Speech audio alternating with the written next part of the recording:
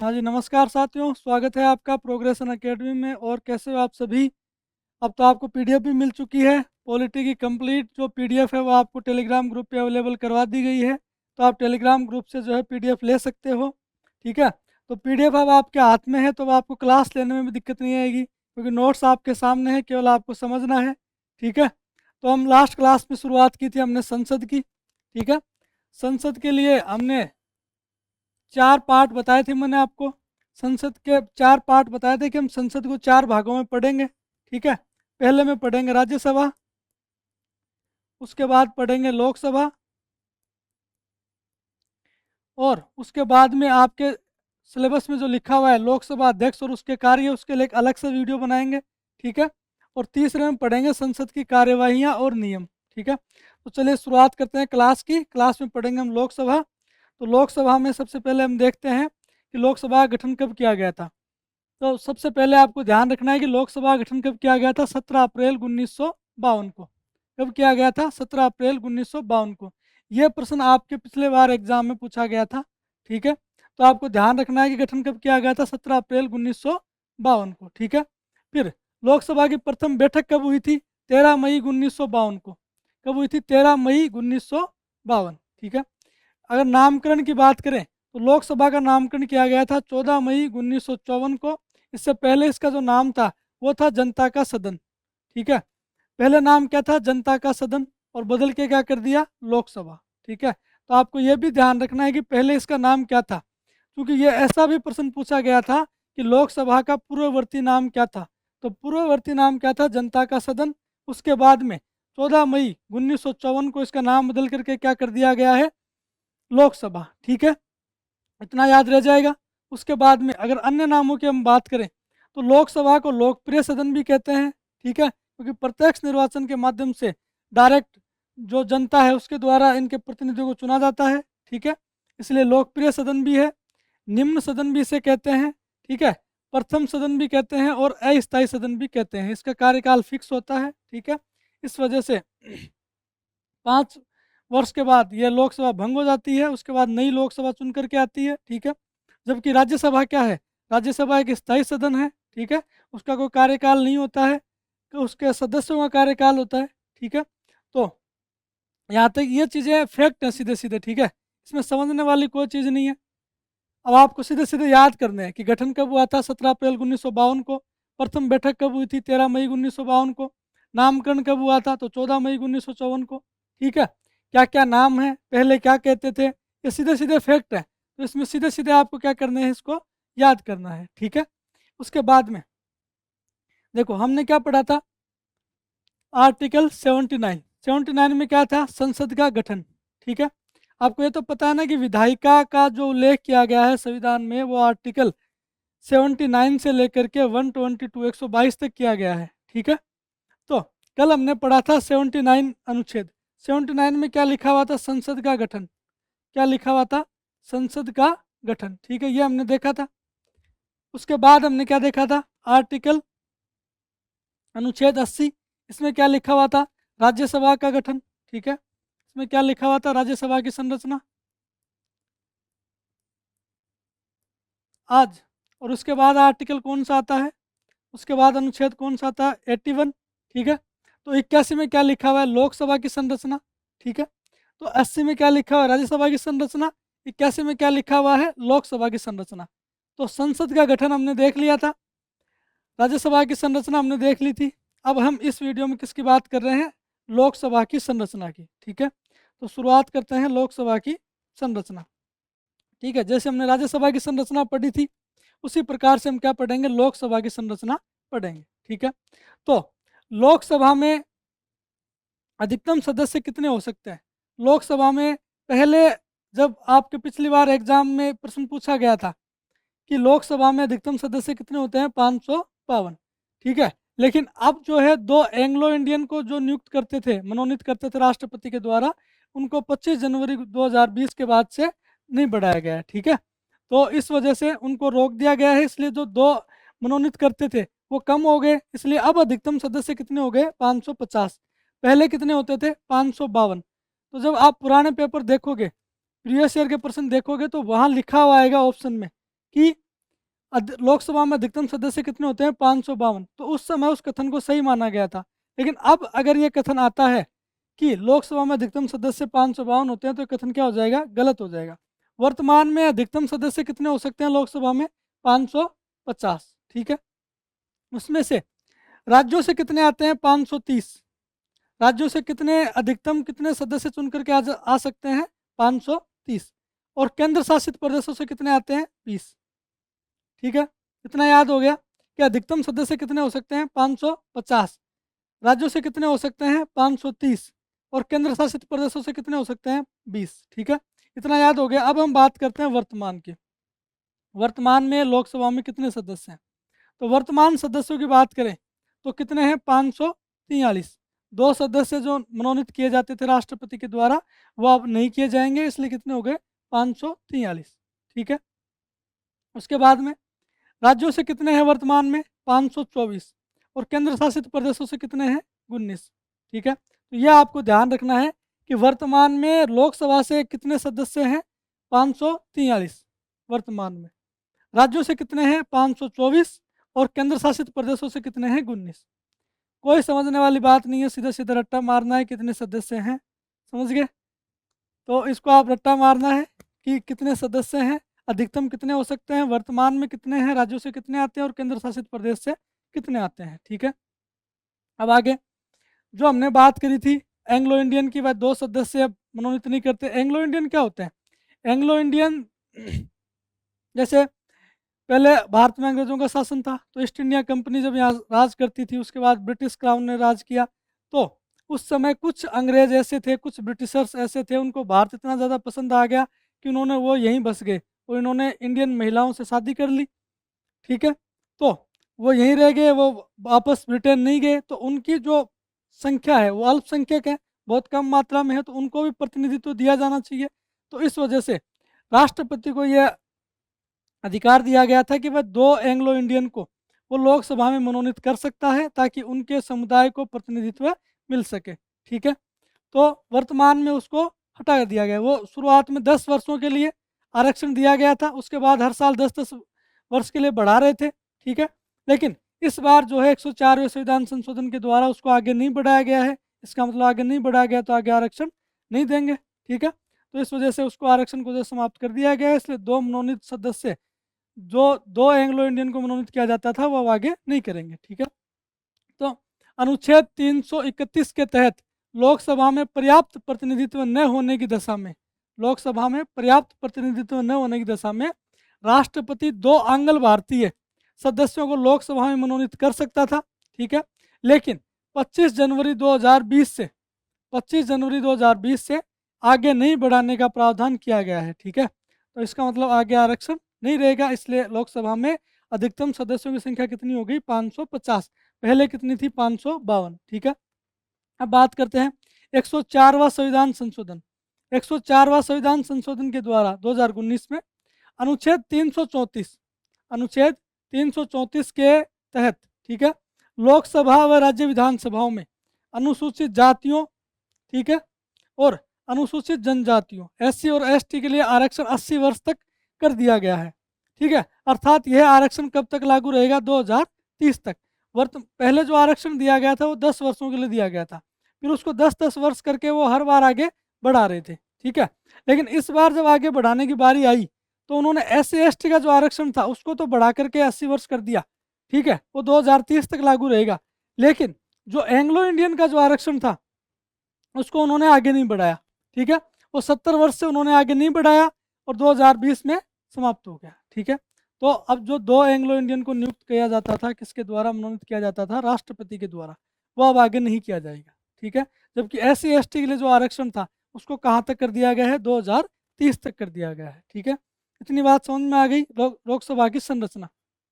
उसके बाद में आपके पिछली बार एग्जाम में एक प्रश्न पूछा, आपके पिछली बार आपके एग्जाम में एक प्रश्न पूछा गया था कि कौन से राज्य से कितनी सीटें हैं।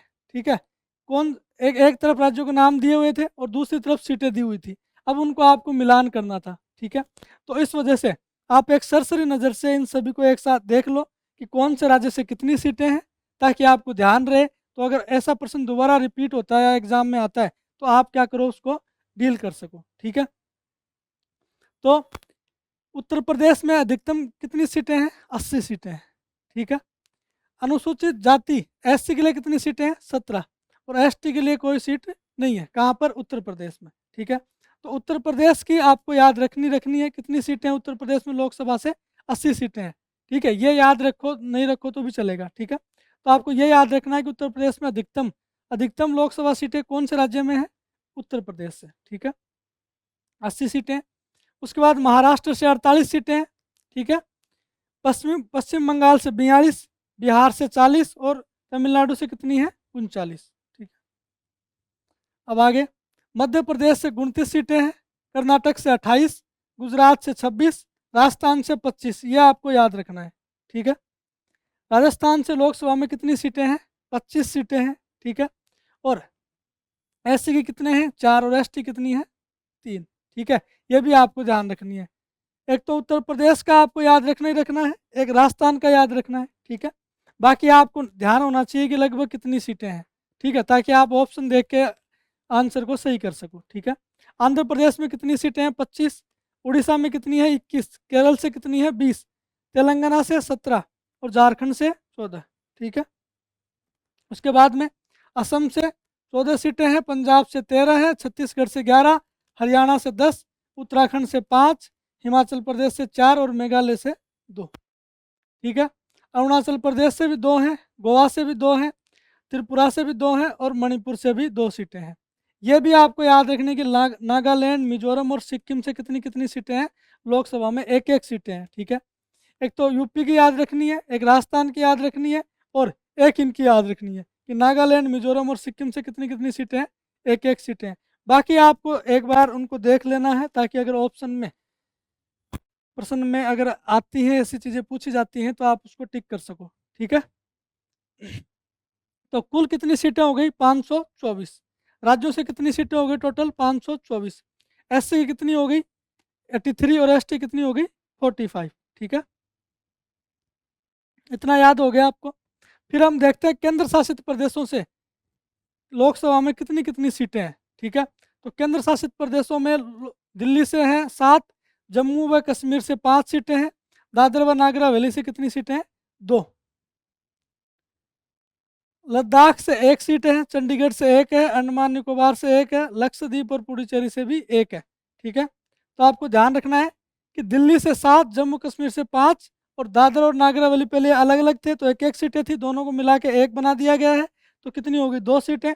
बाकी जितने भी बाकी बच गए केंद्र शासित प्रदेश, उन सब में क्या है? 1-1 सीट है। केंद्र शासित प्रदेश वाली सीटें आपको ध्यान रखनी है। ठीक है, ये सारी सीटें आपको ध्यान रखनी है, बस 3 याद रखनी है, उसके बाद सब में 1-1 सीटें। ठीक है, ये आपसे पूछी जा सकती हैं। उसके बाद में तो टोटल कितने हो गए? 543, एससी की 84 और एसटी की 47। तो सामान्य की 412 हो गई, एससी की 84 हो गई, और एसटी की 47। अब हम बात करेंगे लोकसभा के निर्वाचन की। लोकसभा में सदस्यों का निर्वाचन किस प्रकार से होता है? ठीक है, तो इसको समझने के लिए मैंने इसको 3 भागों में बांटा है। ठीक है, पहला भाग है प्रादेशिक निर्वाचन क्षेत्र। ठीक है, दूसरा भाग है परिसीमन आयोग, और तीसरा भाग है निर्वाचन प्रणाली। सबसे पहले हम ये देखेंगे कि प्रादेशिक निर्वाचन क्षेत्र मतलब एक जो राज्य होता है। ठीक है, एक ये राज्य है, इस राज्य को बांटते किस प्रकार से, इसमें सीटें किस तरीके से डिसाइड की जाती हैं। ठीक है, तो पहले जनसंख्या के अनुपात में इसमें क्या की जाती है? सीटें डिसाइड की जाती हैं। ठीक है, जैसे कि मान लो 1 करोड़ जनसंख्या है, तो यहाँ पर कितनी सीटें हो गई? 25 लाख का प्रतिनिधित्व करती हैं, तो एक 4 सीटें हो गई। 1 करोड़ जनसंख्या है तो कितनी हो गई?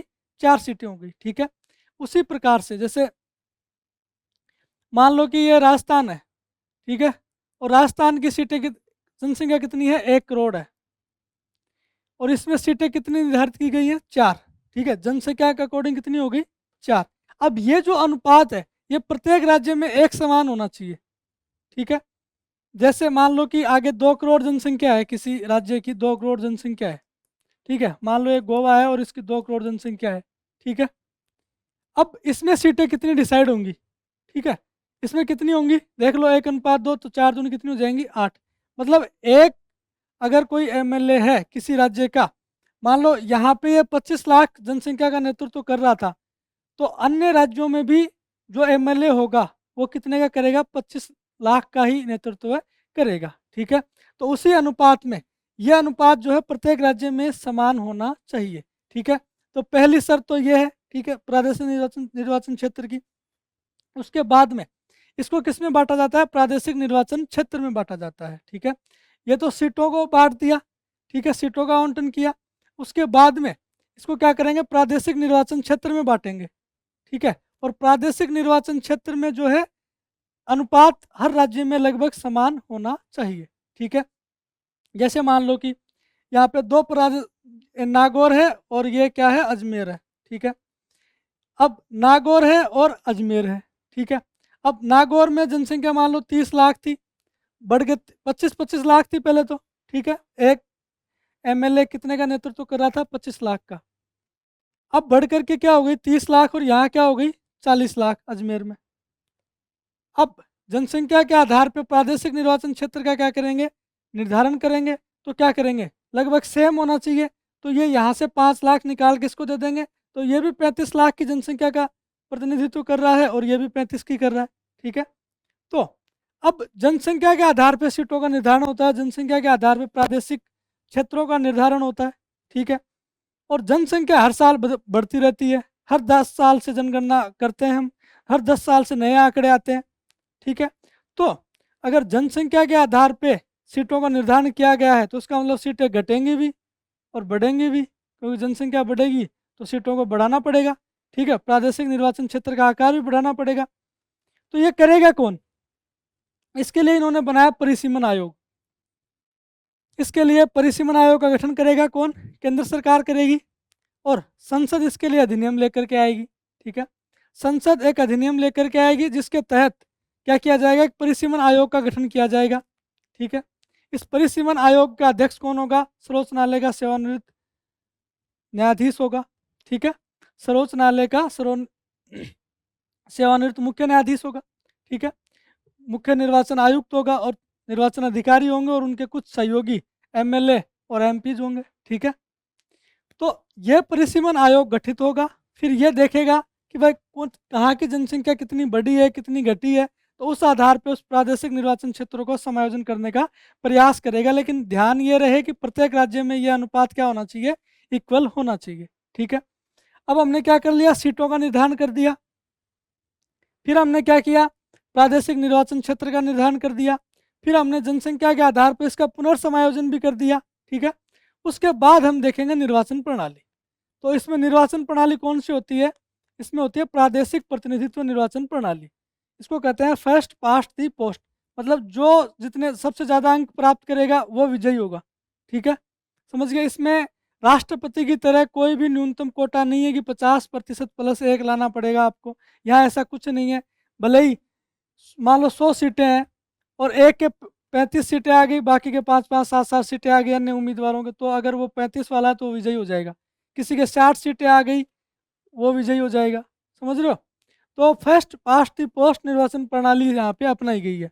तो लोकसभा में सदस्यों का निर्वाचन को समझने के लिए हमने इसको कितने भागों में बांटा है, 3 भागों में, प्रादेशिक निर्वाचन क्षेत्र, परिसीमन आयोग और निर्वाचन प्रणाली, जो कि मैंने आपको मोटा मोटा समझा दिया है। ठीक है, अब हम इसको थोड़ा डिटेल से देखने का प्रयास करेंगे। ठीक है, यहाँ तक समझ में आ गया।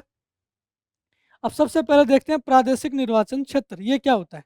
ठीक है, तो प्रादेशिक निर्वाचन क्षेत्र की अगर हम बात करें तो लोकसभा के लिए प्रत्यक्ष निर्वाचन, लोकसभा का निर्वाचन कैसा होता है, प्रत्यक्ष निर्वाचन, और लोकसभा राज्यसभा के क्या होता है, अप्रत्यक्ष। ठीक है, कराने के लिए सभी राज्यों को प्रादेशिक निर्वाचन क्षेत्रों में क्या किया जाता है, विभाजित किया जाता है। ठीक है, लोकसभा के प्रत्यक्ष निर्वाचन करवाने के लिए क्या किया जाता है, प्रत्येक राज्यों को प्रादेशिक निर्वाचन क्षेत्रों में विभाजित किया जाता है। ठीक है, इतना समझ में आ गया। इसके लिए संविधान में 2 उपबंध किए गए, 2 नियम बनाए गए हैं। वो नियम कौन कौन से हैं वो देख लेते हैं। पहला तो क्या है, सीटों का आवंटन। सीटों का आवंटन किस प्रकार से होगा ये मैंने आपको समझा दिया था अभी। ठीक है, अब देख लेते हैं। लोकसभा में सीटों का आवंटन प्रत्येक राज्य को ऐसी रीति से, मतलब ऐसी विधि से किया जाएगा कि स्थानों की संख्या, मतलब सीटों की संख्या उस राज्य की जनसंख्या का अनुपात, सीटों की संख्या और उस राज्य की जनसंख्या का अनुपात क्या हो, सभी राज्यों के लिए यथासंभव एक समान हो। ठीक है, सबके लिए क्या होगा, एक समान होगा। अगर कोई यूपी का एमएलए है, वो 35 लाख जनसंख्या का प्रतिनिधित्व कर रहा है, तो राजस्थान में भी 35 का ही करेगा। समझ रहे हो, वो अनुपात बराबर होना चाहिए। ठीक है, तो ये मैंने आपको समझा दिया था। जैसे भाई जनसंख्या कितनी है, 2 करोड़ जनसंख्या है किसी राज्य की, और यहाँ सीटों की संख्या कितनी है, 8 है। ठीक है, तो अब मान लो किसी की जनसंख्या कितनी है, 4 करोड़ है, तो ये कितना अनुपात हो गया, 1:2 हो गया। तो ऐसे ही यहाँ पे क्या हो जाएगा, 16, तो ये भी 1:2 है। यह अनुपात हमेशा क्या होना चाहिए, बराबर होना चाहिए। अगर 2 करोड़ जनसंख्या है तो सीटें 8 हैं, तो 4 करोड़ पे कितनी होंगी, 16। ठीक है, तो ये सीटों का आवंटन है जनसंख्या के आधार पे। ठीक है, लेकिन यह उपबंध जो है वो कहाँ लागू नहीं होगा, जहाँ पर जनसंख्या 60 लाख से कम है। 31वें संविधान संशोधन के द्वारा यह प्रावधान किया गया कि जहाँ पर जनसंख्या 60 लाख से कम है, वहाँ पर क्या नहीं होगा, इस नियम को फॉलो करने की आवश्यकता आपको नहीं है। ठीक है, इतना समझ में आ गया। फिर कह रहा है प्रत्येक राज्य को प्रादेशिक निर्वाचन क्षेत्रों में ऐसी रीति से विभाजित किया जाएगा कि प्रत्येक निर्वाचन क्षेत्र की जनसंख्या उसको आवंटित स्थानों की संख्या से अनुपात समस्त राज्यों में क्या हो, एक समान हो, यथासंभव क्या हो, एक समान हो। ठीक है, अब मान लो ये 2 करोड़ जनसंख्या थी पहले। ठीक है, 2 करोड़ जनसंख्या थी, ये कोई स्टेट है, मान लो बिहार है। ठीक है, और ये मान लो झारखंड है। यहाँ 2 करोड़ थी, यहाँ 4 करोड़ है। ठीक है, अब ये पहले 2 करोड़ जनसंख्या थी, अब बढ़ करके मान लो कितनी हो गई, ये 4 करोड़ हो गई जनसंख्या। ठीक है, और यह हो गई 8 करोड़। ठीक है, तो अब प्रादेशिक निर्वाचन क्षेत्रों को दोबारा से डिसाइड किया जाएगा परिसीमन आयोग के द्वारा।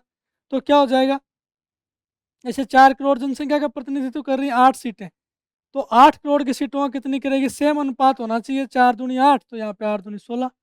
समझ रहे, सेम अनुपात होना चाहिए, मतलब बराबर जनसंख्या का प्रतिनिधित्व होना चाहिए। अगर मान लो बराबर नहीं हो, कि मान लो राजस्थान का जो एमएलए है वो तो कर रहा है, राजस्थान का जो एमपी है वो तो कर रहा है कि 35 लाख की जनसंख्या का प्रतिनिधित्व, और यूपी वाला जो वो है सांसद है, वो कर रहा है 50 लाख की जनसंख्या का नेतृत्व। तो हमने राष्ट्रपति का निर्वाचन पढ़ा था, तो वहाँ पर मत मूल्य अलग अलग हो गया।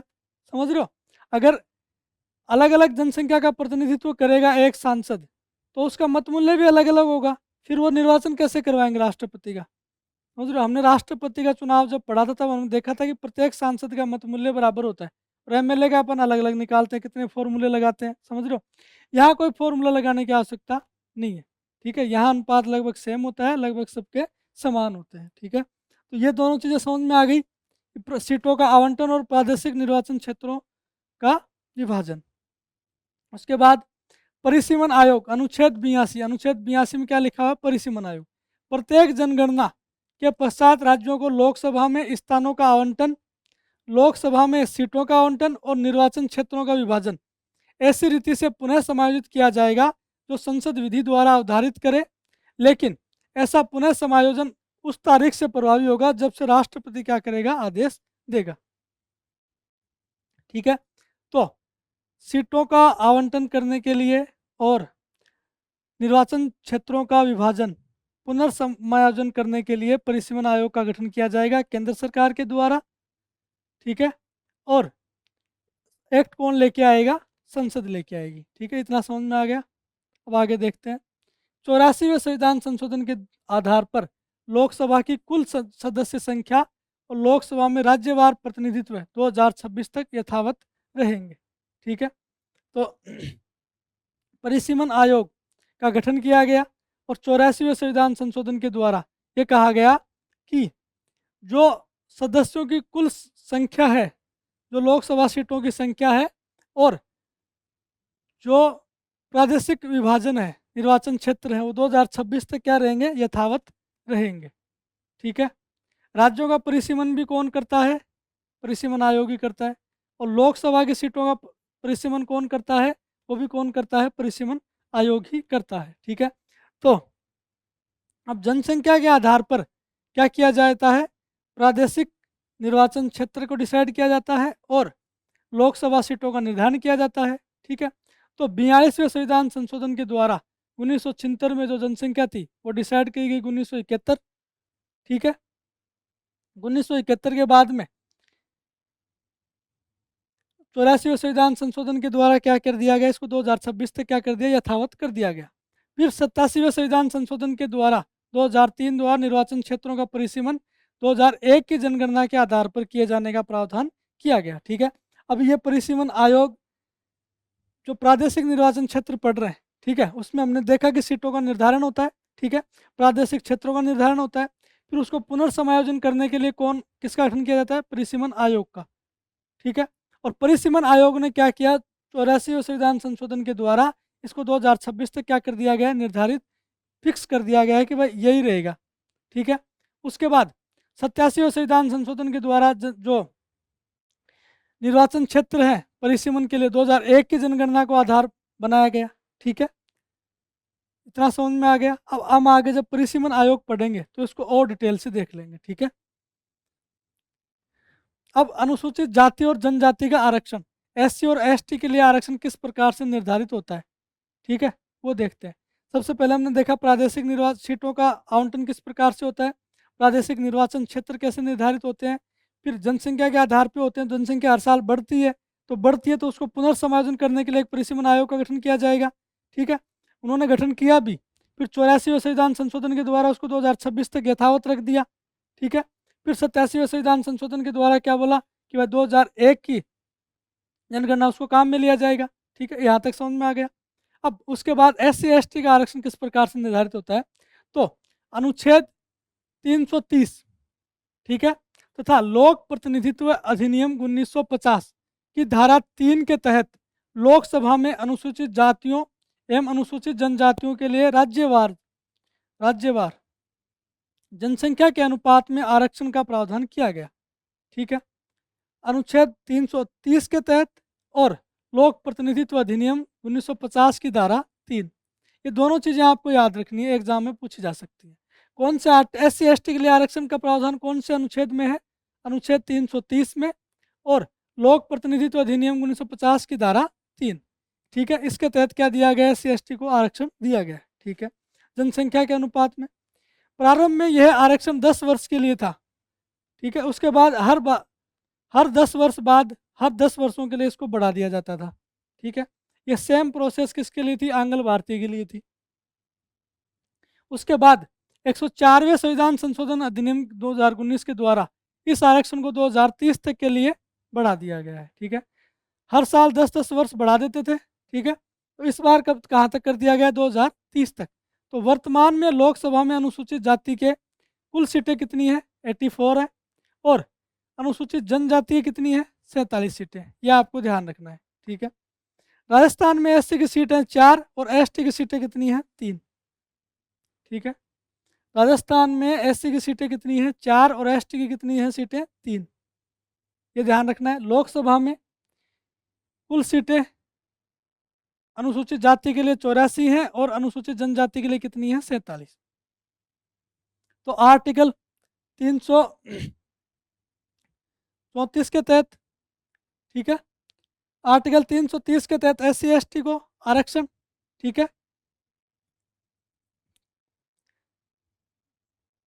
वर्तमान में 2030 तक बढ़ा दिया गया है। ठीक है, इतना याद हो गया।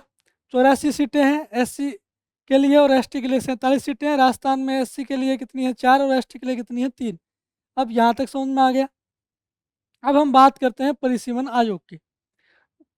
लोकसभा के सदस्यों का निर्वाचन के लिए हमने इसको 3 भागों में बांटा था। पहले प्रादेशिक निर्वाचन क्षेत्र, उसके बाद परिसीमन आयोग, और उसके बाद पढ़ेंगे निर्वाचन प्रणाली। तो अभी तक हमने क्या देखा है, प्रादेशिक निर्वाचन क्षेत्र कि वह सीटों का निर्धारण किस तरीके से होता है, फिर प्रादेशिक निर्वाचन क्षेत्रों में विभाजन किस तरीके से होता है, फिर उसको पुनर्समायोजन करने के लिए परिसीमन आयोग किस तरीके से कार्य करता है। ठीक है, फिर हमने देखा एससी और एसटी को आरक्षण, ठीक है, कितना दिया गया है, कितनी सीटें एससी एसटी के लिए हैं और कब तक बढ़ाया गया है। ठीक है, यहाँ तक समझ में आया। अब हम देखते हैं परिसीमन आयोग। तो परिसीमन आयोग का प्रावधान कहाँ किया गया है? अनुच्छेद 82 में, ठीक है, अनुच्छेद 82 में। और प्रत्येक जनगणना के बाद, ठीक है, प्रत्येक जनगणना के बाद लोकसभा के निर्वाचन क्षेत्रों का परिसीमन, परिसीमन मतलब जो सीमा निर्धारित थी पहले से, उसका दोबारा से पुनर्समायोजन करना है, पुनः उस सीमा को निर्धारित करना है, ठीक है। परिसीमन करने के लिए परिसीमन आयोग का गठन किया जाता है, ठीक है, हर 10 साल बाद, ठीक है। प्रत्येक जनगणना कितने साल में होती है? 10 साल में। तो प्रत्येक जनगणना के बाद क्या किया जाएगा? परिसीमन आयोग का गठन किया जाता है, ठीक है। जो राज्य विधानसभा निर्वाचन क्षेत्रों का क्या करता है? परिसीमन करता है। और ये ही क्या करता है? राज्यों की जो निर्वाचन क्षेत्र है उसका क्या करता है? परिसीमन करता है। कौन से आर्टिकल के तहत करता है? आर्टिकल 170। और लोकसभा सीटों का कौन से आर्टिकल के तहत करता है? अनुच्छेद 82 के तहत। और राज्यों के लिए कौन से का प्रयोग करता है? आर्टिकल 170। इतना याद रह जाएगा, ठीक है। अब इसके अनुसार संसद क्या करेगी? परिसीमन अधिनियम बनाती है, परिसीमन आयोग अधिनियम बनाती है, आर्टिकल 82 के तहत संसद बनाती है। और परिसीमन आयोग का गठन कौन करता है? वो करता है केंद्र सरकार, ठीक है। केंद्र सरकार परिसीमन आयोग का क्या करती है? गठन करती है, ठीक है। परिसीमन आयोग की अनुशंसाओं को न्यायालय में चुनौती नहीं दी जा सकती, ये आप याद रखना। ये पूछा गया था आरएस के एग्जाम में, कथन दिए हुए थे, उसमें लिखा हुआ था कि परिसीमन आयोग की अनुशंसाओं को न्यायालय में चुनौती नहीं दी जा सकती। ये कथन सही है या गलत है? ठीक है, तो यह आपको याद रखना है कि परिसीमन आयोग की अनुशंसाएं जो होती हैं उनको न्यायालय में चुनौती नहीं दी जा सकती, ठीक है। परिसीमन आयोग की अनुशंसाओं को लोकसभा और विधानसभाओं के पटल पर रखा जाता है, किंतु इसमें वो परिवर्तन नहीं कर सकते, ठीक है। परिसीमन आयोग एक्ट कौन लेकर के आता है? संसद लेकर के आती है। परिसीमन आयोग का गठन कौन करता है? केंद्र सरकार करती है, ठीक है। परिसीमन आयोग की जो अनुशंसाएं हैं उसको न्यायालय में चुनौती नहीं दी जा सकती, ठीक है। परिसीमन आयोग के बाद उसकी जो अनुशंसाएं हैं उनको विधानसभा पटल पर और संसद के पटल पर रखा जाता है, लेकिन उसमें कोई परिवर्तन नहीं कर सकते। तो आपको ये याद रखना है, ठीक है। दोनों लाइन आपके लिए बहुत इंपॉर्टेंट है, ठीक है। परिसीमन आयोग क्या है? एक सांविधिक निकाय है। जब मैंने आपको बताया था, जब मैंने आपको महत्वपूर्ण आयोग पढ़ाए थे, तो मैंने आपको बताया था कि जब एक्ट बना करके किसी संस्था का गठन किया जाता है, किसी निकाय का गठन किया जाता है, तो उसकी प्रकृति कैसी होती है? सांविधिक, ठीक है। कैसी प्रकृति होती है? सांविधिक या वैधानिक। तो आपको इसको भी याद रखना है, क्योंकि आपके सिलेबस में अलग से लिखा हुआ है कि महत्वपूर्ण आयोग, ठीक है। तो आपसे पूछा जा सकता है कि परिसीमन आयोग क्या है, इसकी प्रकृति कैसी है? वैधानिक है, संवैधानिक है या अन्य है, ठीक है। तो आपको ध्यान रखना है कि परिसीमन आयोग की प्रकृति कैसी है? सांविधिक है, ठीक है, वैधानिक संस्था है। उसके बाद अब हर 10 साल में क्या किया जाएगा? परिसीमन आयोग का गठन किया जाएगा, ठीक है। तो 1971, ठीक है, पहली बार कब किया गया? 1952 में, ठीक है। उसके बाद में 52 के बाद में कब आएगा? 1962 में, ठीक है। फिर 1973 में, फिर 1983, 1993। लेकिन कितना किया गया? अभी तक 4 का गठन किया गया। अगर इस तरीके से करते तो अब तो 6-7 बन जाते, समझ रहे हो, परिसीमन आयोग। लेकिन कितना परिसीमन आयोग का गठन किया गया है? केवल 4। पहले 1952 में, फिर 1963 में, मतलब 1962 में एक्ट लेकर के आई संसद, ठीक है। और 63 में क्या कर दिया गया? परिसीमन आयोग का गठन कर दिया गया। इसी प्रकार से 1972 में संसद क्या लेकर के आई? एक्ट लेके आई। और 1973 में क्या कर दिया? केंद्र सरकार ने परिसीमन आयोग का गठन कर दिया, ठीक है। तो 1952 में गठित किया गया, फिर 1963 में किया गया, 1972 में किया गया, तो फिर 1983 में क्यों नहीं किया गया? ठीक है, अब कंटिन्यू क्यों नहीं रखा गया? ठीक है, तो 1972 में, 1970 में एक जनसंख्या नियंत्रण के लिए एक नीति लाई गई थी, ठीक है, जनसंख्या नियंत्रण के लिए एक नीति लाई गई थी। तो कि जो उत्तर भारत के जो राज्य थे उन्होंने तो उस नीति पर अमल नहीं किया, लेकिन जो साउथ के जो राज्य थे, दक्षिण भारत के जो राज्य थे, उन्होंने जनसंख्या नियंत्रण के लिए कठोर उपाय किए, ठीक है। उनके लिए उन्होंने शिक्षित किया, ठीक है, एजुकेशन को बढ़ाया और जनसंख्या को कंट्रोल करने का प्रयास किया। लेकिन उत्तर भारत में क्या चल रहा था? उत्तर भारत में तो जनसंख्या बढ़ रही थी कंटिन्यू, वो कोई प्रयास ही नहीं कर रहे थे रोकने का। तो इस वजह से अब जनसंख्या बढ़ेगी तो पता है कि भाई जो सीटें हैं वो जनसंख्या के आधार पे हैं। जनसंख्या बढ़ेगी तो क्या होगा? सीटों की संख्या बढ़ेगी, और सीटों की संख्या बढ़ेगी तो जिसकी सीटें ज़्यादा हैं लोकसभा में, संसद में, उसके पास पावर ज़्यादा है, ठीक है, तो वही राष्ट्रपति का निर्वाचन कर लेगा, वही प्रधानमंत्री बना लेगा। समझ रहे हो? तो दक्षिण भारत के जो राज्य हैं इन्होंने इसका विरोध किया कि भाई आप क्या कर रहे हो, जनसंख्या के आधार पर तो प्रतिनिधित्व दे रहे हो, लेकिन हम जनसंख्या कंट्रोल कर रहे हैं, तो हमें कोई इनाम नहीं, कोई पुरस्कार नहीं, केवल सज़ा दे रहे हो आप। तो इसका मतलब कि आप हमें क्या कर रहे हो, सज़ा, इस तरीके से सज़ा होगी कि हम तो जनसंख्या कंट्रोल कर रहे हैं और आप जनसंख्या बढ़ा रहे हो, ठीक है, तो आपकी प्रतिनिधित्व ज़्यादा होगा लोकसभा में। तो इस वजह से, और उस समय यह प्रावधान किया गया था कि जो जनसंख्या नियंत्रण जो मिशन चलाया गया था उसके आंकड़ों को हम क्या कर लेंगे, 2026 तक प्राप्त कर लेंगे, उसके जो अचीवमेंट है, उसके जो लक्ष्य है उनको 2026 तक हम क्या कर लेंगे, प्राप्त कर लेंगे। तो उस समय 1976 में 42वें संविधान संशोधन के द्वारा, आपको भी पता है आपातकाल के दौरान बहुत कठोर उपाय किए गए थे जनसंख्या नियंत्रण के लिए, ठीक है, चलती बसों को रोक करके नसबंदी कर देते थे, ठीक है। तो उस बात को इंदिरा गांधी जी के द्वारा अमल में लाया गया और उन्होंने ये बोला कि 42वें संविधान संशोधन 1976 के द्वारा कि अब जो है जनसंख्या कौन सी काम में ली जाएगी, 1971 वाली, और ये जो सीटें हैं, ये जो यथावत सीटें हैं, निर्वाचन क्षेत्र हैं, प्रादेशिक निर्वाचन क्षेत्र हैं, इनको 2026 तक यथावत रखा जाता है, ठीक है। 2026 तक क्या करेंगे हम, 1971 की जनसंख्या को काम में लेंगे, ठीक है।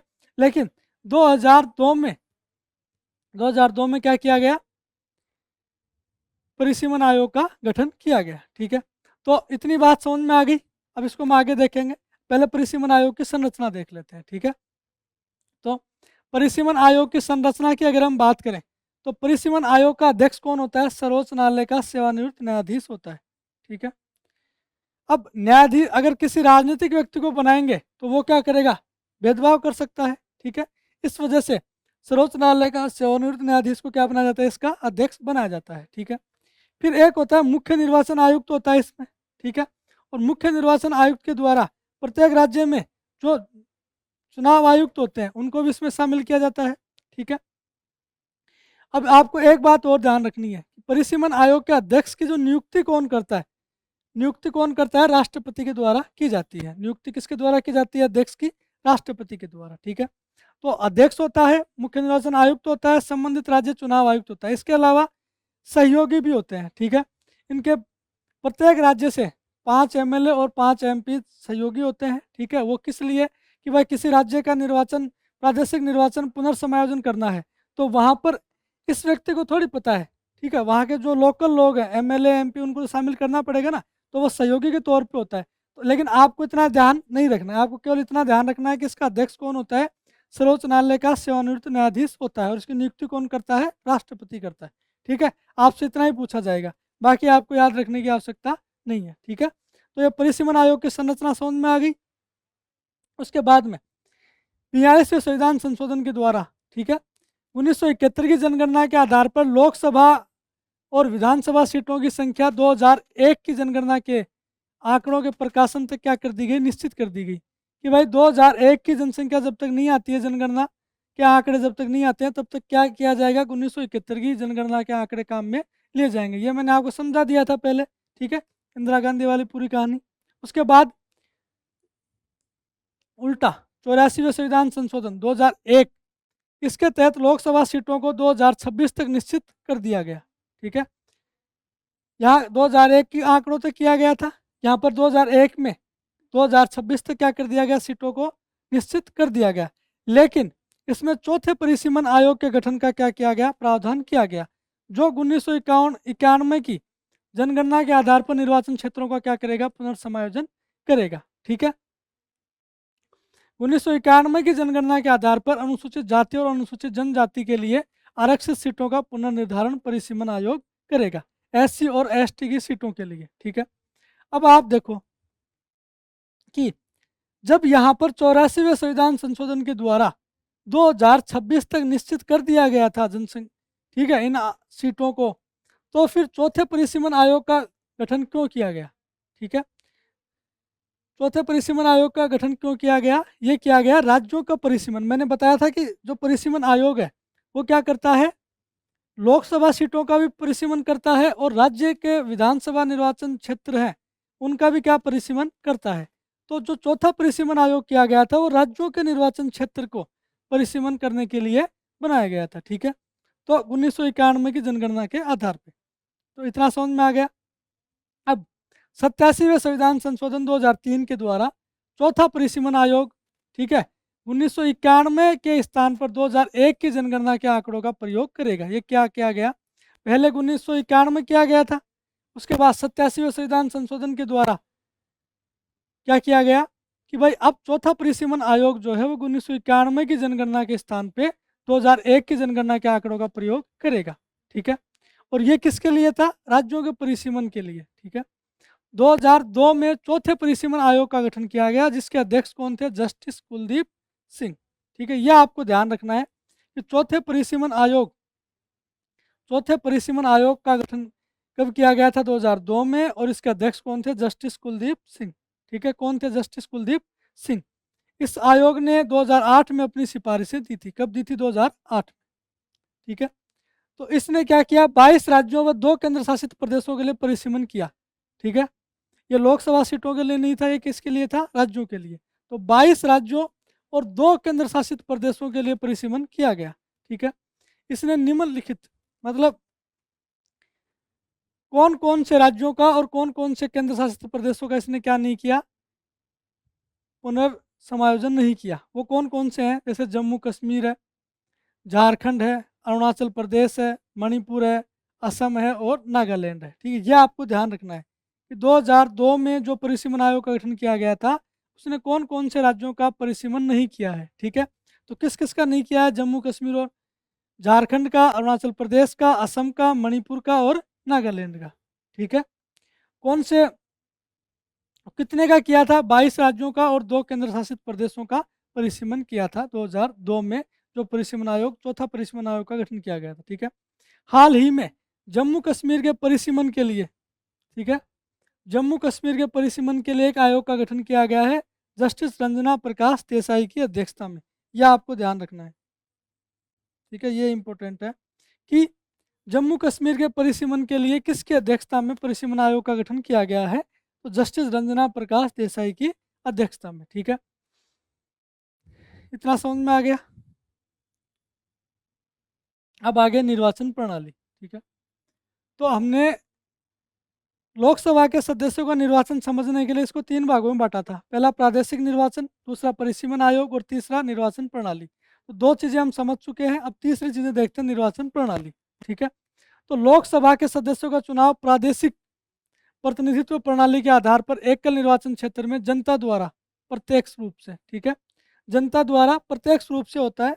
और लोकसभा का चुनाव वही उम्मीदवार जीतता है जो विपक्षी उम्मीदवारों से अधिक मत प्राप्त करता है, ठीक है।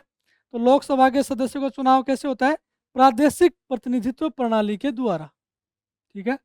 कैसे होता है, प्रादेशिक प्रतिनिधित्व प्रणाली के द्वारा, ठीक है। एकल निर्वाचन क्षेत्र में होता है, प्रत्यक्ष रूप से होता है, और वही उम्मीदवार जीतता है जो क्या करता है, सबसे ज़्यादा वोट प्राप्त करता है। इस प्रणाली को हम क्या कहते हैं, फर्स्ट पास्ट दी पोस्ट सिस्टम कहते हैं। क्या कहते हैं, फर्स्ट पास्ट दी पोस्ट सिस्टम। मतलब जो सबसे ज़्यादा, जो सबसे पहले दौड़ में जीतेगा या जो सबसे ज़्यादा अंक प्राप्त करेगा या सबसे पहले टारगेट अचीव करेगा वो क्या बन जाएगा, वो चुनाव जीत जाएगा, ठीक है।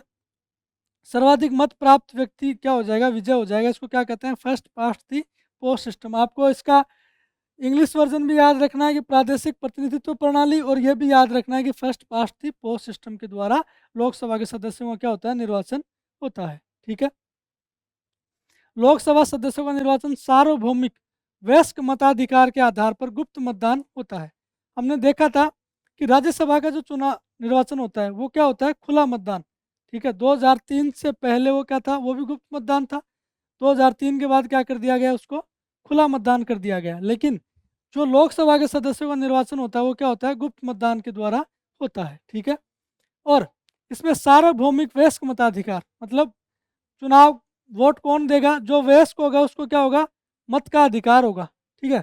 जो 18 साल से ऊपर है उसको क्या होगा, मतदान करने का अधिकार होगा।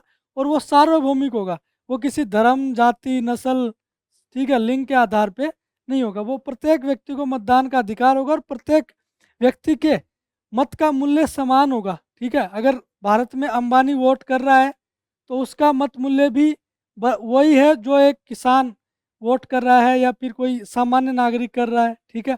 उसका मत मूल्य और एक अमीर से अमीर व्यक्ति का मत मूल्य क्या होगा, बराबर होगा। एक है सार्वभौमिक वयस्क मताधिकार, ठीक है। ऐसा नहीं होगा कि कोई अमीर व्यक्ति है तो वो 10 वोट डाल सकता है एक साथ और वो अलग व्यक्ति वो एक, ऐसा नहीं है। भारत में लोकतंत्र की सबसे बड़ी बात है, ठीक है। जब मैंने आपको भारतीय संविधान की विशेषताएं पढ़ाई थी तभी मैंने आपको ये बताया था कि ये सार्वभौमिक वयस्क मताधिकार क्या है, भारतीय संविधान की एक अद्वितीय विशेषता है, ठीक है। तो कैसे होता है लोकसभा सदस्य को चुनाव, सार्वभौमिक वयस्क मताधिकार के द्वारा, 61वां संविधान संशोधन के द्वारा, ठीक है। 61वां संविधान संशोधन कब हुआ था, 1988 में। कब हुआ था, 1988 में, ठीक है। ये लागू कब हुआ था, 28 मार्च 1989 को। कब लागू हुआ था, 28 मार्च 1989 को। प्रधानमंत्री कौन थे इस समय, राजीव गांधी। ये बातें आपको ध्यान रखनी है, ये आपसे यही पूछा जाता है कि 61वां संविधान संशोधन के समय प्रधानमंत्री कौन था, ठीक है। तो कौन था, राजीव गांधी जी। लागू कब हुआ, 28 मार्च 1989 को। आया कब था, 1988 को, ठीक है। तो ये भी आपके लिए क्या है, इंपॉर्टेंट, ठीक है। इसके द्वारा क्या किया गया, पहले आयु किस वर्ष थी, पहले आयु किस वर्ष लिखी हुई थी वयस्क मताधिकार के लिए, लेकिन बाद में घटा करके कितनी कर दी गई, 18 वर्ष कर दी गई। कौन से आर्टिकल के तहत, 61वें संविधान संशोधन के द्वारा, ठीक है। अब अनुच्छेद 326, ठीक है। जब मैंने आपको राज्य निर्वाचन आयोग, भारतीय निर्वाचन आयोग पढ़ाया था तब भी मैंने वहाँ आपको आर्टिकल 326 पढ़ाया था, ठीक है।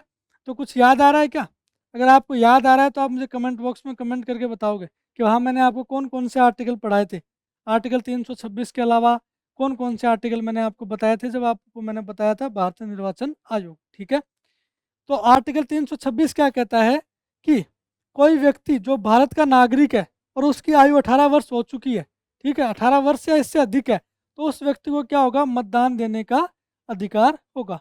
उसको क्या होगा, मताधिकार प्राप्त होगा, ठीक है। तो वह मतदाता के रूप में पंजीकृत होने का हकदार है यदि वह संविधान या विधानमंडल के द्वारा बनाई गई किसी विधि के अधीन अनिवास चित्तविकृति अपराध या भ्रष्ट अवैध आचरण के आधार पर मतदान से वंचित नहीं किया गया हो, ठीक है। मतलब कोई व्यक्ति 18 साल या इससे ऊपर हो चुका है तो मत दे सकता है अगर उसको संविधान के द्वारा या संसद के द्वारा या विधानमंडल के द्वारा कोई विधि बना करके उसको वंचित नहीं कर दिया गया हो। जैसे कोई दिवालिया है, ठीक है, कोई अब मानसिक अपराधी है, ठीक है, उस व्यक्ति को क्या है, वो वोट देने का अधिकार नहीं है, लेकिन बाकी सबको अधिकार है, ठीक है। तो प्रत्येक व्यक्ति के मत के मूल्य क्या होता है, बराबर होता है, ठीक है। इतना समझ में आ गया। तो लोकसभा के सदस्यों का निर्वाचन हमने पढ़ लिया। अब हम देखते हैं अनुच्छेद 83, ठीक है। आर्टिकल 79 में हमने देखा था, क्या देखा था, संसद का गठन देखा था, ठीक है। उसके बाद में आर्टिकल 80 में हमने देखा था राज्यसभा की संरचना। फिर हमने पढ़ा था आर्टिकल 81, उसमें क्या पढ़ा था, लोकसभा की संरचना। फिर हमने पढ़ा था आर्टिकल 82, उसमें हमने क्या पढ़ा था, परिसीमन आयोग का गठन, ठीक है। तो अब हम पढ़ रहे हैं आर्टिकल 83। तो अनुच्छेद 83 में क्या लिखा हुआ है, संसद के दोनों सदनों का कार्यकाल। संसद के दोनों सदन कौन कौन से, राज्यसभा और लोकसभा, ठीक है। तो लोकसभा का कार्यकाल कितना होता है, 5 वर्ष, और राज्यसभा का कार्यकाल कितना होता है, राज्यसभा स्थायी सदन है, राज्यसभा का कोई कार्यकाल नहीं होता है, ठीक है, उसके सदस्यों का कार्यकाल होता है। तो इतना समझ में आ गया। अब राष्ट्रपति कार्यकाल से पूर्व भी लोकसभा को भंग कर सकता है। मतलब वैसे तो इसका कार्यकाल सामान्य रूप से 5 वर्ष है, लेकिन इसको क्या है, 5 वर्ष से पहले भी राष्ट्रपति भंग कर सकता है। राष्ट्रपति आपातकाल के समय लोकसभा के कार्यकाल को एक बार में 1 वर्ष तक बढ़ाया जा सकता है। इस प्रकार एक एक बार करके कितनी भी बार बढ़ाया जा सकता है, लेकिन आपातकाल की समाप्ति के बाद 6 माह से अधिक नहीं बढ़ा सकते। तो हमने जब राष्ट्रपति की आपातकालीन शक्तियाँ पढ़ी थी तब हमने देखा था कि भाई आपातकाल के दौरान लोकसभा का कार्यकाल 1 वर्ष के लिए बढ़ाया जा सकता है, ठीक है। और इस प्रकार से 1 वर्ष करके कितनी भी बार बढ़ाया जा सकता है, ठीक है। और जब 1975 में आपातकाल लगा था तो 1976-77 में इस लोकसभा का कार्यकाल 1 वर्ष के लिए बढ़ाया भी गया था। और उस समय तो इंदिरा गांधी जी ने यहाँ तक कर दिया गया था कि 42वें संविधान संशोधन के द्वारा लोकसभा का जो कार्यकाल है उसी को 5 वर्ष से बढ़ा करके 6 वर्ष कर दिया था। लेकिन बाद में 44वें संविधान संशोधन के द्वारा क्या किया गया, उसका जो कार्यकाल था वो वापस 5 वर्ष कर दिया गया, ठीक है। तो इतना समझ में आ गया। अब इसमें देखो कि अभी तक लोकसभा का कार्यकाल 2 बार, ठीक है। वैसे तो लोकसभा का कार्यकाल कितना होता है, 5 वर्ष होता है, लेकिन आपातकाल के दौरान इसको कितना बढ़ाया जा सकता है, 1 वर्ष के लिए बढ़ाया जा सकता है, ठीक है। और अभी तक कितनी बार बढ़ाया गया है, 2 बार बढ़ाया गया है, 1976 और 77 में, ठीक है। 1976 और 77 में लोकसभा कार्यकाल को बढ़ाया गया है 2 बार, ठीक है। तो ये हमने देख लिया लोकसभा का कार्यकाल। अब हम देखते हैं आर्टिकल 84 सांसदों की योग्यताएं, ठीक है। आर्टिकल 84 में क्या लिखा हुआ है, सांसदों की योग्यताएं, ठीक है। तो सबसे पहले ये क्या होना चाहिए, भारत का नागरिक होना चाहिए, ठीक है। अब संसद में क्या है, 2 सदन है, लोकसभा और राज्यसभा। तो लोकसभा के लिए इसकी आयु कितनी डिसाइड की गई है, 25 वर्ष, और राज्यसभा के लिए कितनी गई है, 30 वर्ष। तो लोकसभा का सदस्य और राज्यसभा का सदस्य बनने के लिए योग्यताएं क्या है, समान है, केवल आयु को छोड़ करके, ठीक है। तो इसके अलावा कौन कौन सी योग्यताएं हैं, तो इसके लिए संसद विधि बनाती है। तो संसद ने विधि बनाकर कुछ योग्यताएं डिसाइड करी हैं, वो कौन कौन सी योग्यताएं हैं वो हम देखते हैं, ठीक है। तो संसद ने जनप्रतिनिधित्व अधिनियम 1951, संसद ने जनप्रतिनिधित्व अधिनियम 1951 द्वारा सदस्यों की निम्नलिखित योग्यताएं निर्धारित की गई है, ठीक है। तो संसद के द्वारा कुछ अन्य योग्यताएं निर्धारित की गई हैं, ठीक है। अब वो कौन कौन सी योग्यताएं हैं वो हम देख लेते हैं, इसमें कुछ अपवाद भी हैं, ठीक है। तो किसी आरक्षित सीट को, सबसे पहले हम बात करेंगे आरक्षित सीट की, उसके बाद हम बात करेंगे सामान्य सीट की, ठीक है। तो आरक्षित सीट के लिए क्या नियम है, क्या योग्यता होनी चाहिए, और सामान्य सीट के लिए क्या योग्यता होनी चाहिए, हम दोनों की बात करेंगे, ठीक है। तो किसी आरक्षित सीट से चुनाव लड़ने के लिए उम्मीदवार को भारत के किसी राज्य या राज्य क्षेत्र में उसी वर्ग का सदस्य होना चाहिए, ठीक है। अगर कोई आरक्षित सीट है, ठीक है, तो उसके लिए चुनाव लड़ने के लिए व्यक्ति को क्या है, उसी आरक्षित सीट के वर्ग से, जैसे कोई SC ST की सीट है, तो उस SC ST की सीट के लिए आपको चुनाव लड़ने के लिए आपको भी उसी वर्ग का होना जरूरी है, ठीक है। जिस वर्ग के लिए सीट आरक्षित है, अर्थात अनुसूचित जातियों के लिए आरक्षित स्थानों के लिए आवश्यक है कि उम्मीदवार अनुसूचित जाति का हो। अगर कोई अनुसूचित जाति, ठीक है, उसकी सीट है तो उसके लिए उम्मीदवार का उसी अनुसूचित जाति का वर्ग का व्यक्ति होना चाहिए, ठीक है। इसी प्रकार अनुसूचित जनजाति के लिए सुरक्षित स्थानों के लिए आवश्यक है कि उम्मीदवार अनुसूचित जनजाति का सदस्य हो, ठीक है। ये तो हमने बात करी है किसकी, आरक्षित सीट की, कि अगर SC ST कोई सीट है तो अगर आप उससे चुनाव लड़ना चाहते हो तो आप भी उसी कैटेगरी से होना आपका जरूरी है, ठीक है। उसके बाद हम बात करते हैं किसी अन्य स्थान, अन्य स्थान का मतलब है कि सामान्य सीट, ठीक है। सामान्य सीट पे क्या योग्यता होनी चाहिए, किसी अन्य स्थान से चुनाव लड़ने के लिए प्रत्याशी को भारत के किसी भी संसदीय निर्वाचन क्षेत्र कि मतदाता सूची में आपका नाम होना चाहिए। अगर आप किसी सामान्य सीट से चुनाव लड़ना चाहते हो तो आपका किसी भी भारत की किसी भी मतदाता सूची में आपका क्या होना चाहिए, नाम होना चाहिए, ठीक है। ये तो होगा सामान्य सीट के लिए। अब इसमें कुछ क्या है, अपवाद है, इसमें क्या है, कुछ अपवाद है। जैसे हमने ऊपर 2 योग्यताएं देखी हैं, एक तो आरक्षित सीट के लिए और दूसरी देखी है सामान्य सीट के लिए, ठीक है। तो इन दोनों में क्या है, कुछ अपवाद है। अपवाद क्या है, जैसे आरक्षित सीट के लिए क्या जरूरी है कि आपको उसी कैटेगरी का होना चाहिए, ठीक है। लेकिन मान लो आगे चलकर हम एक प्रावधान देखेंगे कि उस सीट का तो व्यक्ति होना ही चाहिए, उस राज्य का निवासी भी होना चाहिए, ठीक है। ये सेम बात सामान्य सीट के लिए है। जैसे आपने सामान्य सीट के लिए पढ़ा है कि आप सामान्य सीट के लिए चुनाव लड़ने के लिए आप भारत के किसी भी निर्वाचन क्षेत्र की मतदाता सूची में आपका नाम होना चाहिए, ठीक है। तो उसी प्रकार से इसमें कुछ अपवाद हैं। जैसे असम के 187 जिलों में अनुसूचित जनजातियों के लिए आरक्षित स्थान पर 187 जिले की उसी जनजाति का निर्वाचक होना चाहिए, समझ गए।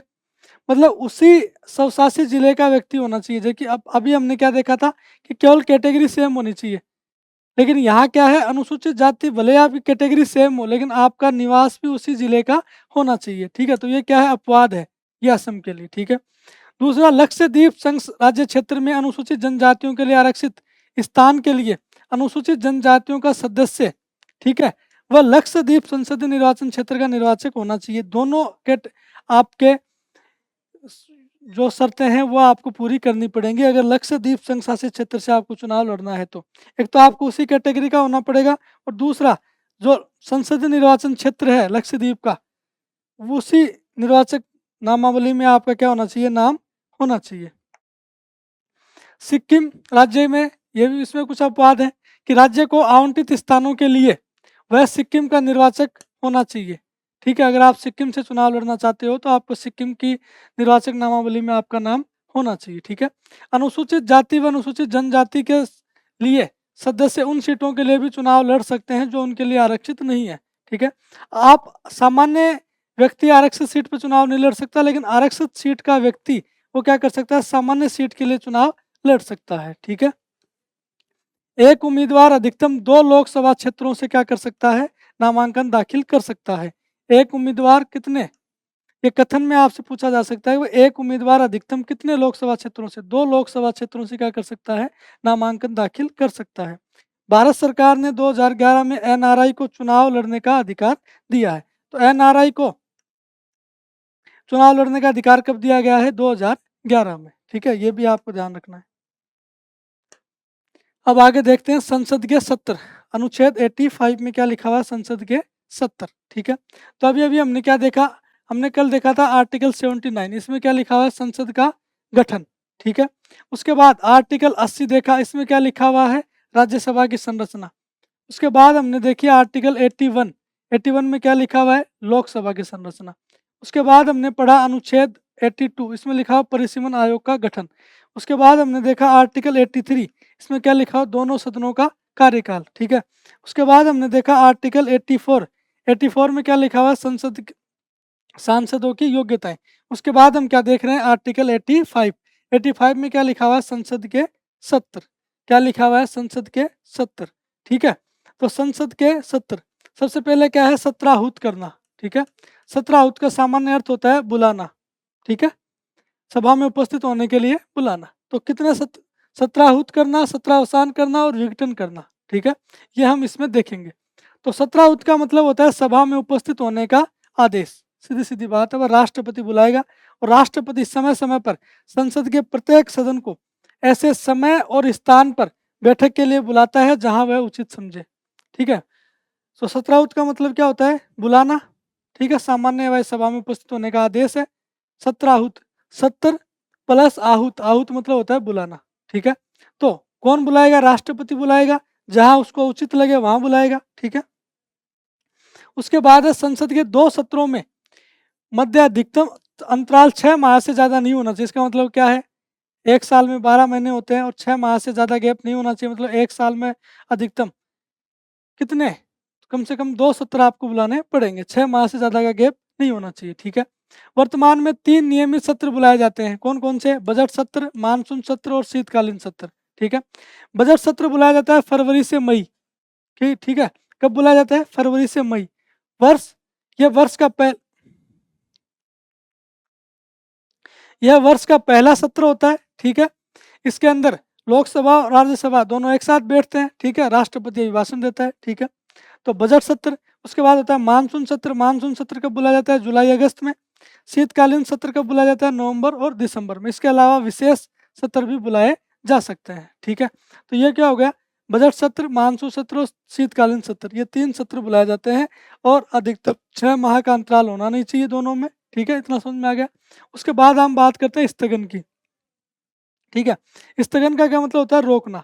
ठीक है, इसमें क्या होता है, अध्यक्ष होता है जो पीठासीन अधिकारी होता है। ठीक है, वो क्या करता है, संसद की जो बैठक चल रही होती है, कार्रवाई चल रही होती है, उसको रोक देता है बीच में। ठीक है, इसमें 2 तरीके से होता है कि एक तो होता है कि वो समय बताता है कि अब हम कल मीटिंग करेंगे। ठीक है, और एक दूसरा होता है कि भाई चलो बैठक जो है स्थगित की जाती है, इतना ही बोलता है, ये नहीं बताता कि आगे कब बैठक करेंगे। तो जब जिसमें टाइम बताता है कि हम कल बैठक करेंगे, परसों करेंगे, तरसों करेंगे, वो तो क्या हो गया, सामान्य स्थगन। और एक होता है कि इसमें टाइम नहीं बताया जाता कि हम कब, अगली मीटिंग कब होगी हमारी, तो वो क्या हो गया, अनिश्चित काल के लिए स्थगन हो गया। ठीक है, तो स्थगन क्या होता है, इसमें अध्यक्ष द्वारा सदन की बैठक को कुछ निश्चित समय के लिए स्थगित कर दिया जाता है। ठीक है, क्या कर दिया जाता है, स्थगित कर दिया जाता है। ठीक है, और एक होता है अनिश्चित काल के लिए स्थगन, जब सदन को यह बिना बताए कि अगली बैठक कब होगी उसको क्या कर दिया जाए, स्थगित कर दिया जाए, तो ये क्या हो जाएगा, अनिश्चित काल के लिए स्थगन हो जाएगा। ठीक है, स्थगन करने की शक्ति अध्यक्ष या सभापति के पास होती है। ठीक है, उसके बाद है सत्रावसान। 17 अवसान, जैसे आप हिंदी में पढ़ते हो 70 प्लस अवसान, तो अवसान का मतलब होता है समाप्त करना, ठीक है। तो 70 को समाप्त करना, 70 को समाप्त कौन करता है? पीठासीन अधिकारी। तो पीठासीन अधिकारी सदन को 70 के पूर्ण होने पर अनिश्चित काल के लिए स्थापित क्या कर देता है? स्थगित कर देता है। तो इसके लिए कुछ दिनों में ही राष्ट्रपति द्वारा 17 अवसान की अधिसूचना जारी करता है, ठीक है। पहले कौन करता है? पीठासीन अधिकारी इसको 70 को क्या कर देता है? अनिश्चित काल के लिए स्थगित कर देता है। इसको क्या कहते हैं? 17 अवसान करते हैं। भाई 70 अवसान हो गया है कंप्लीट होने के बाद में, ठीक है। उसके बाद थोड़े दिनों बाद राष्ट्रपति क्या करता है? इसकी अधिसूचना जारी कर देता है, ठीक है। तो 17 अवसान के लिए कौन करता है? राष्ट्रपति, ठीक है। 17 अवसान कौन करता है? राष्ट्रपति। और स्थगन कौन करता है? पीठासीन अधिकारी, जो अध्यक्ष है या सभापति है, ठीक है। हालांकि राष्ट्रपति सदन के दौरान भी 17 अवसान कर सकता है, ठीक है। तो ये हमने क्या देखा? स्थगन और 17 अवसान, इन दोनों में अंतर क्या है? ठीक है, स्थगन और 17 अवसान दोनों में अंतर क्या है? ठीक है। तो स्थगन में क्या होता है? सिर्फ एक बैठक, केवल एक बैठक समाप्त होती है, ठीक है। 17 अवसान में क्या होता है? एक पूरा सत्र ही समाप्त हो जाता है, ठीक है। दूसरा अंतर क्या है? स्थगन कौन करता है? पीठासीन अधिकारी करता है, ठीक है। जबकि 17 अवसान कौन करता है? राष्ट्रपति के द्वारा किया जाता है। 17 अवसान कौन करता है? राष्ट्रपति। तो ये दो सामान्य सा अंतर आपको ध्यान रखना है, स्थगन और 17 अवसान में अंतर क्या है, ठीक है। अब हम बात करते हैं विघटन की। विघटन क्या होता है?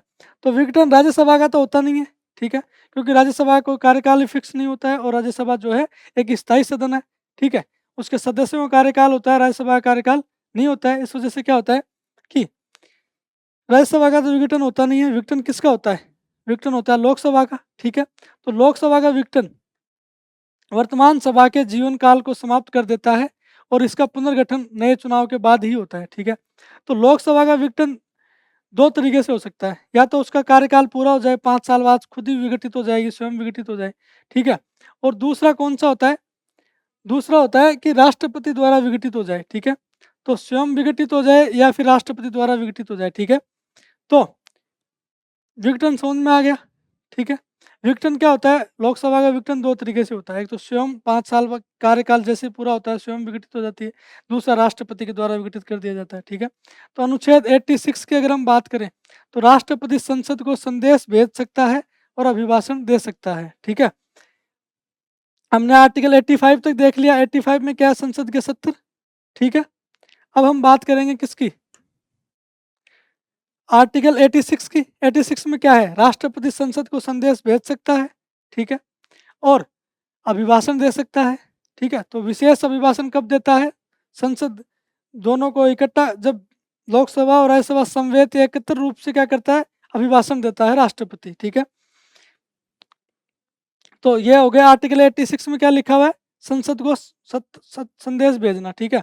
अनुच्छेद 87 में क्या लिखा हुआ है? राष्ट्रपति का विशेष अभिभाषण लोकसभा चुनाव के बाद पहले राज्य और पहले प्रतिवर्ष पहले सत्र में, ठीक है। लोकसभा चुनाव के बाद पहले सत्र में, ठीक है, और उसके बाद में प्रतिवर्ष पहले सत्र में क्या करता है? विशेष अभिभाषण देता है कौन? राष्ट्रपति। ये कहाँ लिखा हुआ है? आर्टिकल 87 में। तो आर्टिकल 86 में क्या लिखा हुआ? संसद को संदेश भेजना, और आर्टिकल 87 में क्या लिखा हुआ? विशेष अभिभाषण, ठीक है। राष्ट्रपति दोनों सदनों को समवेत रूप से, मतलब एकत्र रूप से दोनों को एक साथ बिठा करके क्या देता है? विशेष अभिभाषण दे सकता है, ठीक है। अनुच्छेद 88 की अगर हम बात करें, तो मंत्री व महान्यायवादी के विशेषाधिकार। आर्टिकल 88 में क्या लिखा हुआ है? मंत्री और महान्यायवादी के विशेषाधिकार लिखे हुए हैं, ठीक है। उनके बाद कुछ विशेष अधिकार उनको दिए गए हैं। तो वो कौन कौन से विशेष अधिकार है, ठीक है। जैसे भाई मंत्री है, वो किस जिस सदन का सदस्य है उसमें तो भाग ले ही सकता है, वो अन्य सदन में भी भाग ले सकता है, वहाँ बोल सकता है, कार्रवाई में भाग ले सकता है, लेकिन मतदान नहीं कर सकता। मतदान कहाँ करेगा? जहाँ वो जिस सदन का वो सदस्य है, ठीक है। तो विशेष अधिकार कहाँ लिखे हुए हैं? आर्टिकल 88 में, ठीक है। तो मंत्री व महान्यायवादी दोनों सदनों की कार्रवाई में भाग ले सकते हैं। ये क्या है? उनका विशेषाधिकार है। जिन संसदीय समितियों के वो सदस्य हैं, उनकी कार्रवाई में भाग ले सकते हैं, लेकिन मतदान नहीं कर सकते, ठीक है। भाग ले सकते हैं, बोल सकते हैं, लेकिन क्या नहीं कर सकते? मतदान नहीं कर सकते। महान्यायवादी संसदीय समिति का सदस्य बन सकता है। कौन बन सकता है? महान्यायवादी संसदीय समिति का सदस्य बन सकता है, ठीक है। यहाँ तक हमने देख लिया लोकसभा के बारे में, जो महत्वपूर्ण आर्टिकल थे। लोकसभा का निर्वाचन कैसे होता है, कार्यकाल क्या होता है, योग्यताएं क्या होती हैं, ठीक है। तो अब हम देखेंगे लोकसभा के कार्य व शक्तियाँ, ठीक है। तो लोकसभा के कार्य और शक्तियों की अगर हम बात करें तो लोग आपके जब एग्जाम में प्रश्न पूछा गया है पहले, ठीक है, तो उसमें ऐसा प्रश्न भी पूछा गया है कि कौन सी लोकसभा की विशेष शक्ति है निम्नलिखित में से और कौन सी सामान्य शक्ति है, ठीक है। तो मैंने लोकसभा की जो कार्य और शक्तियाँ हैं उसको दो भागों में बांटा है, एक तो सामान्य शक्तियों में और एक बांटा है विशेष शक्तियों में, ठीक है। तो आपको ये पता होना चाहिए कि लोकसभा की सामान्य शक्तियाँ कौन कौन सी हैं और विशेष शक्तियाँ कौन कौन सी है, ताकि आप दोनों में अंतर स्पष्ट कर सको और जब एग्जाम में पूछा जाए, क्योंकि एग्जाम में ऐसे प्रश्न पूछे गए हैं कि सारे ऑप्शन जो थे वो सब लोकसभा के कार्य और शक्तियाँ ही थे, ठीक है। लेकिन उसमें प्रश्न ऐसा पूछा गया था कि लोकसभा की कौन सी विशेष शक्ति है, ठीक है। तो सामान्य शक्तियाँ भी लिखी हुई थी और विशेष शक्ति भी लिखी हुई थी, ठीक है। तो थे वो सारे लोकसभा के कार्य और शक्तियाँ, ठीक है। तो अब हम बात करेंगे लोकसभा के कार्य व शक्तियों की, उसमें सबसे पहले हम बात करेंगे सामान्य शक्तियों की। तो लोकसभा की सामान्य शक्तियाँ कौन कौन सी होती हैं, जैसे संघ सूची, समवर्ती सूची व अवशिष्ट विषयों पर कानून का निर्माण राज्यसभा के साथ मिलकर के, राज्यसभा के साथ मिलकर के संघ सूची, राज्य सूची और समवर्ती सूची पे क्या बनाना है, कानून बनाना, ये क्या है, सामान्य शक्ति है लोकसभा की। इसके अलावा संविधान संशोधन से संबंधित जो कार्य हैं ये भी क्या है, लोकसभा की सामान्य शक्ति है। उसके बाद संघीय कार्यपालिका पर नियंत्रण रखना, ये क्या है, ये भी लोकसभा की सामान्य शक्ति है, ठीक है। राष्ट्रपति व उपराष्ट्रपति का चुनाव करवाना, राज्यसभा आपने पढ़ा था, राष्ट्रपति और उपराष्ट्रपति का जब चुनाव पढ़ा था तो हमने देखा था कि उसमें राष्ट्रपति और उपराष्ट्रपति दोनों की भूमिका है, ठीक है। उसके बाद में लोकसभा अध्यक्ष व उपाध्यक्ष का निर्वाचन, ठीक है, और उनको पद से हटाना, ये भी क्या है, लोकसभा की सामान्य शक्ति है।